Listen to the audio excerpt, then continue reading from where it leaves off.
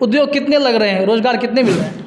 अभी माननीय मुख्यमंत्री ने एक बॉटलिंग फैक्ट्री का उद्घाटन किया। वो जो फैक्ट्री है, इसके पहले वहाँ शराब का बोतल बनता था। शराब बंद हो गया, दारू बंद हो गया, तो वो फैक्ट्री बंद हो गई। अब उसी को झाड़ पोछ करके, पेंट पोचारा करके इन्होंने फिर से उद्घाटन करवा दिया। और शहनवाज हुसैन के पास तो ये नैतिक शक्ति भी नहीं है कि वो रोजगार पर बात कर सके। तो बीजेपी बिल्कुल ही नहीं चाहती है कि जातीय जनगणना हो, क्योंकि वो सामाजिक तौर पर जो पिछड़ापन हमारे समाज में रहा है उसको बीजेपी ने कभी स्वीकार नहीं किया है। और बीजेपी और उसके अनुषंगिक जो संगठन हैं वो चाहते हैं कि सामाजिक पिछड़ापन रहे। देखिए, हम लोग वामपंथी आदमी हैं, हम लोग इस सब फेरा में नहीं रहते हैं कि सरकार किसका, ये सब प्लांटेड खबर है। नमस्ते, मैं हूं रंजीत झा और आप देख रहे हैं ट्रस्ट न्यूज।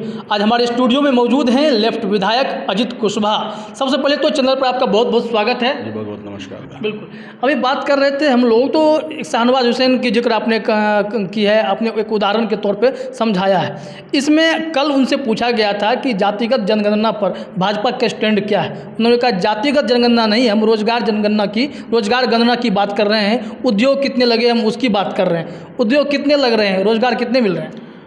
आपको एक उद्योग की सच्चाई बताते हैं।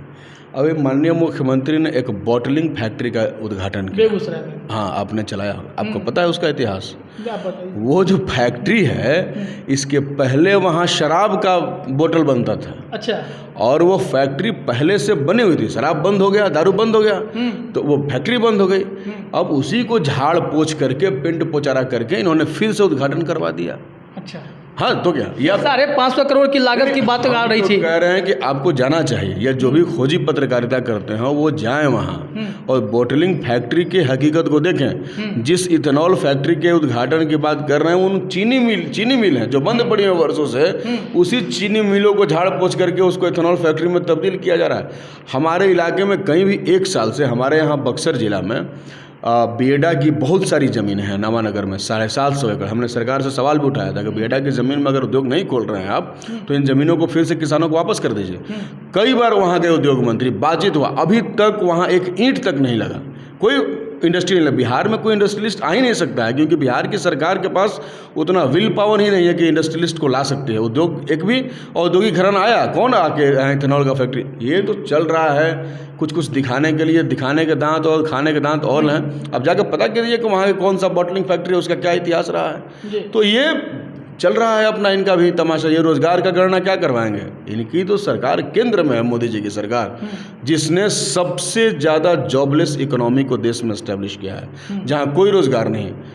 महाराज, LIC जैसी कंपनी का IPO आ गया, नवरत्न कंपनियां बेची जा रही हैं, डूब रहा है नवरत्न कंपनियां जो है। और अभी स्थिति तो इतना बुरा है, पिछले दिनों हमने देखा कि सरकार का गेहूं का निर्यात जो है सरकार ने बंद कर दिया, और गुजरात के किसी पोर्ट पर हजारों ट्रक जो है वो खड़े हो गए।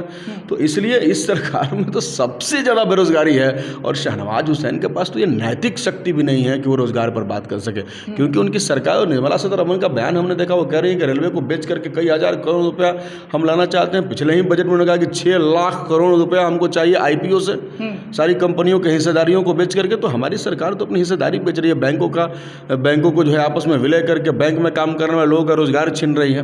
तो ऐसे लोग जो कि रोजगार को सिर्फ लोन देने के नाम पर जो है मतलब व्यापार कर रहे हैं इस मुद्दे के साथ, ऐसे लोग से के मुँह से रोजगार की बात शोभा नहीं देती। बाकी जातीय जनगणना की जहाँ तक बात है, तो बीजेपी बिल्कुल ही नहीं चाहती है कि जातीय जनगणना हो, क्योंकि वो सामाजिक तौर पर जो पिछड़ापन हमारे समाज में रहा है उसको बीजेपी ने कभी स्वीकार नहीं किया है। और बीजेपी और उसके अनुषंगिक जो संगठन हैं वो चाहते हैं कि सामाजिक पिछड़ापन रहे, वो नहीं चाहते हैं कि दलितों को राइट मिले। जातीय जनगणना का उद्देश्य क्या है? वो उद्देश्य ये है कि जो आप लगातार, हम तो उन्हीं की बात कर रहे हैं जो मोहन भागवत बोलते हैं कि रिजर्वेशन पर जो है फिर से समीक्षा होनी चाहिए। तो इसीलिए तो जातीय जनगणना जरूरी है। जातीय जनगणना होगी तभी तो समीक्षा होगी। तो आप जातीय जनगणना क्यों नहीं करा रहे हैं? इसलिए जातीय जनगणना होगी तब तो पता चलेगा, स्पष्ट तौर पर समझ में आएगा। आज हम तो कह रहे हैं कि इतना ही नहीं, रिजर्वेशन हुए, इस देश को आज़ाद हुए आज 75वां साल चल रहा है ना, अमृत महोत्सव मना रहे हैं। हम तो कह रहे हैं कि इसकी भी गणना करिए कि आफ्टर रिजर्वेशन किस कार्यालय में दलित और पिछड़ों की संख्या बढ़ी है। हम दावे के साथ इस बात को कह सकते हैं कि चाहे प्रखंड का कार्यालय हो, चाहे जिला का कार्यालय हो, चाहे स्टेट का कोई कार्यालय हो, 50% SC ST OBC आज भी आपको नहीं मिलेंगे।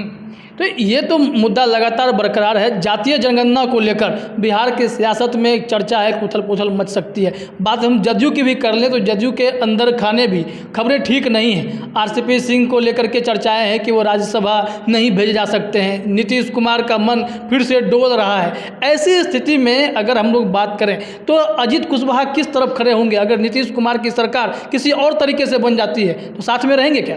देखिए, हम लोग वामपंथी आदमी हैं, हम लोग इस सब फेरा में नहीं रहते हैं कि सरकार किसका, ये सब प्लांटेड खबर है और आप लोग भी इस भ्रम जाल में मत रहिए। और ये सब खबर चलाया जाता है, कई बार तो सरकार खुद से चलवाती है ताकि इन खबरों में जनता फंसे रहे और अंदर से हम कुछ और चीज़ों को निकाल करके बाहर लेके चले जाएं।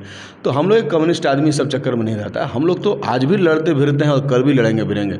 हमारे लिए महागठबंधन में है, उस एंट्री के बाद आपका स्टैंड क्या होगा? बिल्कुल नहीं, महागठबंधन हमारा उसूलों के साथ बना हुआ है। महागठबंधन का अपना इशू है, अपना मुद्दा है। महागठबंधन आफ्टर इलेक्शन नहीं बना है, इलेक्शन के बिफोर में बना है। और इलेक्शन के बिफोर में जब कोई गठबंधन बनता है तो उस गठबंधन को जनता सपोर्ट करती है। तो हमारा गठबंधन में रहने का मतलब है जनता के उस भावना के साथ रहना जिसने महागठबंधन को बनाया है। तो हम तो अगर महागठबंधन में नहीं रहेंगे तो हम जनता के भावना के खिलाफ हो जाएंगे। इसलिए हमारा महागठबंधन में तो पक्का ही रहना है। बाद में कोई आए फिर भी आप नहीं हिलने वाले?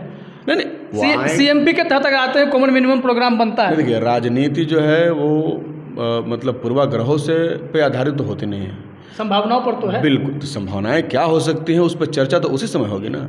और ये इसके लिए तो हम लोग पार्टी की तरफ से मतलब बयान देने के लिए हम लोग को पार्टी ने मतलब ये भी नहीं किया है, आदेश भी नहीं दिया। तो इन सब मुद्दों पर तो ये पॉलिसी का मैटर है कि हम कब क्या होगा तो क्या करेंगे। तो पार्टी का हमारा विधायक दल है, विधायक दल के नेता हम बैठेंगे, हमारी पार्टी की कमेटी है, तो वो जो तय करते हैं हम लोग वही करते हैं। आखिरी सवाल ये कि युवाओं की आवाज़ बुलंद करते रहेंगे या बीच में साथ छोड़ देंगे? अरे नहीं, कहाँ जाएंगे, हमें युवाओं को बहुत उम्मीद है। कुछ जितने युवा विधायक आप लोग चुन करके आए, बहुत उम्मीद है कि आप लोग साथ में खड़े हो, सबको इंसाफ मिले। कम से कम जितनी बहाली निकल गई उसको तो अंजाम तक तो पहुंचा सकते हैं। बिल्कुल, युवाओं को उम्मीद है और उनकी उम्मीदों को एज ए जिम्मेदारी हम अपने कंधे पर महसूस करते हैं जी।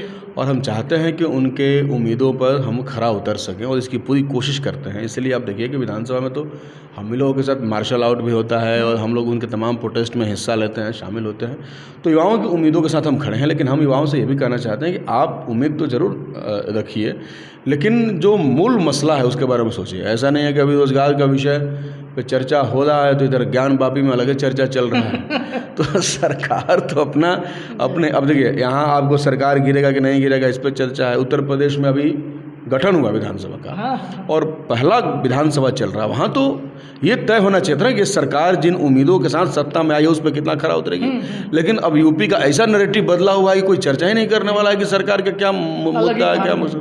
इसलिए सब प्लांटेड खबरें चलती रहती हैं। इन खबरों से बेखबर हम लोग नौजवानों के साथ खड़े रहेंगे, मजदूरों के साथ खड़े रहेंगे, किसानों के साथ, महिलाओं के साथ, माने हर वर्ग तबके के साथ हम लोग खड़े हैं और उनके सवाल हम कलेक्ट करते रहते हैं, डेली व डेली कलेक्ट करते हैं। आज भी कलेक्ट कर रहे हैं और उन तमाम को लेकर के हम विधानसभा में अपने इसमें उठाने का काम। बिल्कुल, तो युवाओं से भी उम्मीद है कि आप इनके साथ जुड़े रहेंगे तो आपके भविष्य के लिए भी अच्छा है, क्योंकि आवाज़ कोई उठाने वाला चाहिए, प्रतिनिधित्व करने वाला कोई चाहिए। उम्मीद है कि अजीत कुशवाहा भी आपके साथ हमेशा खड़े रहेंगे।